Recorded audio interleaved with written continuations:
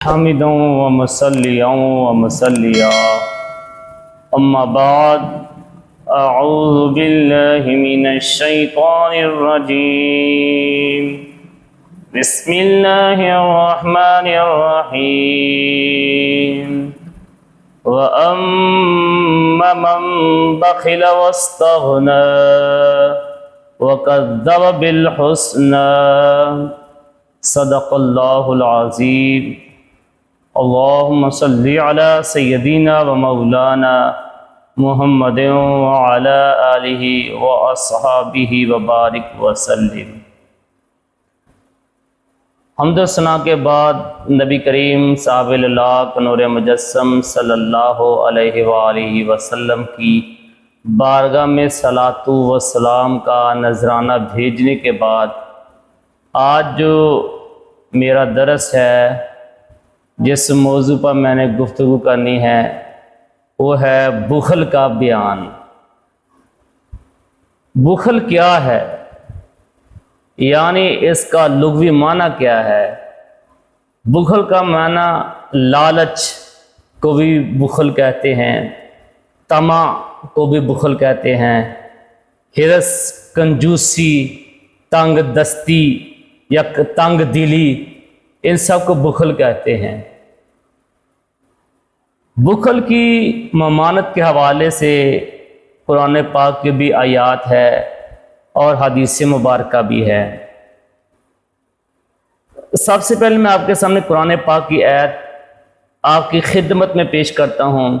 اللہ فرماتا ہے وَأَمَّا مَن بَخِلَ وَاسْتَغْنَىٰ، اور جس نے بخل کیا اور بے پرواہ بنا،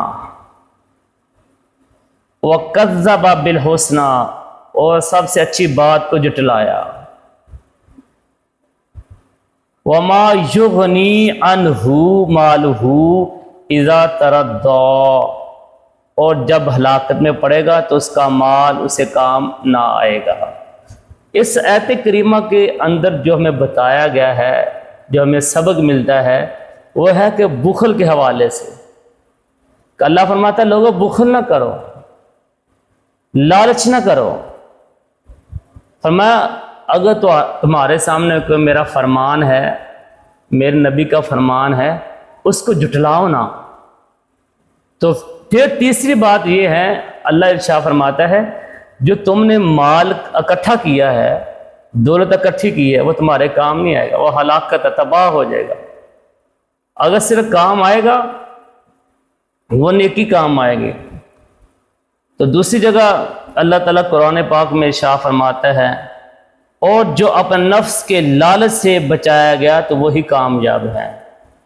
اس آیت کریمہ میں فرمایا گیا جو بندہ لالچ سے بچ گیا، جس نے لالچ ہی نہیں رکھا، دل کے اندر طمع ہی نہیں، اس کے دل کے اندر بخل ہی نہیں ہے، اللہ فرماتا ہے فَأُولَٰئِكَ هُمُ الْمُفْلِحُونَ، میں یہی لوگ کامیاب ہیں، یہی لوگ فلاح پانے والے ہیں۔ اور تیسری جگہ سورۃ آل عمران میں اللہ تعالیٰ ارشاد فرماتا ہے مَا بَخِلُوا بِهِ يَوْمَ الْقِيَامَةِ، وہ جس میں بخل کیا تھا قیامت کے دن ان کے گلے کا توگ ہوگا۔ یعنی مطلب کیا ہے؟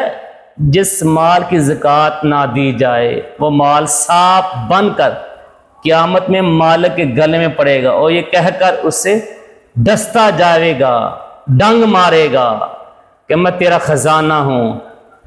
تو میرے بھائی یہی مال، یہی دولت، یہی ہمارا سانپ باندھے گا، ایک قیامت کے روز قبر میں ہمیں ڈنگ مارے گا، تو فائدہ کیا اس ڈنگ کا؟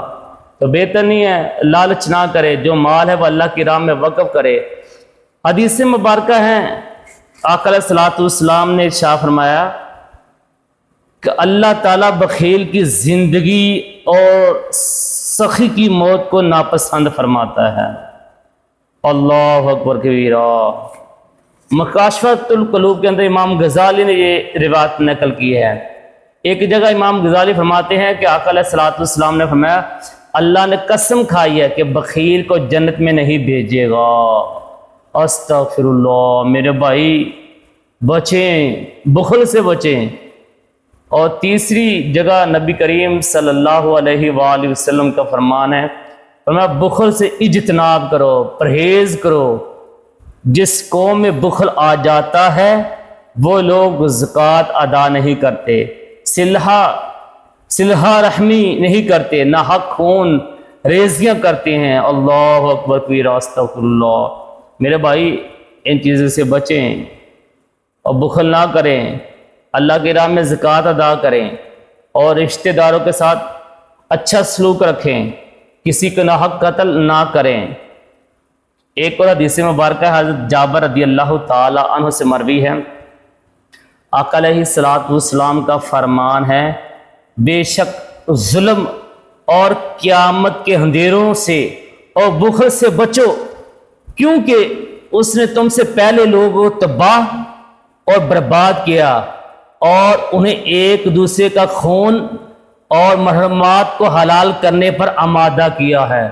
استغفر اللہ۔ میرے بھائی میں آپ کو ایک واقعہ سناتا ہوں۔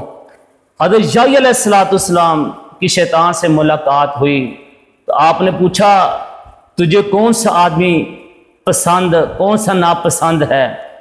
شیطان نے کہا مجھے مومن بخیل پسند ہے مگر گناہگار سخی پسند نہیں۔ یحییٰ علیہ السلام نے پوچھا وہ کیوں؟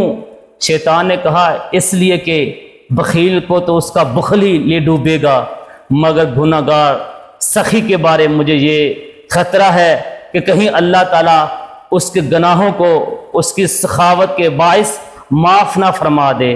پھر شیطان جاتے ہوئے کہتا گیا کہ اگر آپ یحییٰ علیہ السلام پیغمبر نہ ہوتے تو میں راز کی یہ باتیں کبھی نہ بتلاتا۔ میرے بھائی یہ بخل ایک خطرناک بیماری بھی سمجھ لیں، گناہ بھی ہے۔ تو ڈاکٹر علامہ محمد اقبال رحمۃ اللہ علیہ نے اس قرآن کی آیات کا، حدیث مبارکہ کا خلاصہ یوں بیان کیا ہے، زبان سے کہہ بھی دیا لا الہ ہاں تو کیا حاصل۔ ڈاکٹر صاحب نے کہا زبان سے کہہ بھی دیا لا الہ تو کیا حاصل، دل و نگاہ مسلمان نہیں تو کچھ بھی نہیں۔